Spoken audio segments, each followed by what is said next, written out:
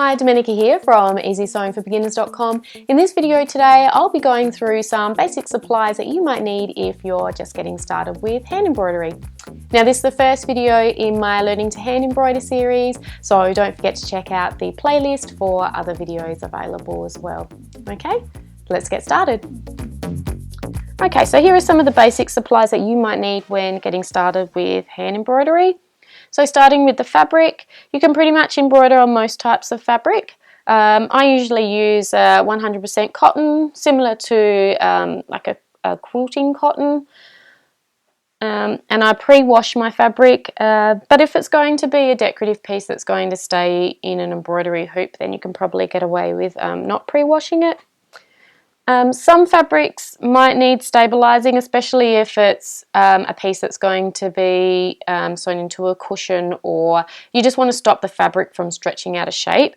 Then I recommend stabilizing your fabric with just a lightweight fusible interfacing like this. Okay, not essential, but if you want to avoid some of the stretching or stop the stitches from showing through on thinner fabrics, then a stabilizer might help. You would need an embroidery hoop. These wooden round embroidery hoops are the most common embroidery hoops that you can get, and they're reasonably priced, especially if you get them from Amazon and eBay.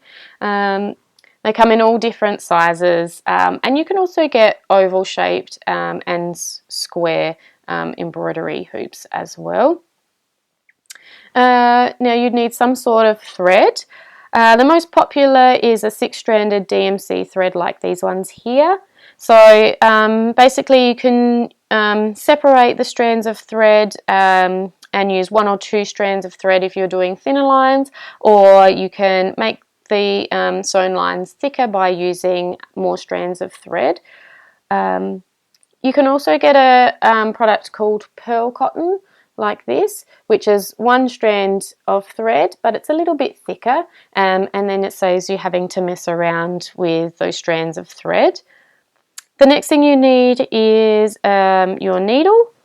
So I recommend getting a pack of embroidery needles. You can get these ones that have a range of sizes from 3 to 9, so you can test them out and work out which size works best for you.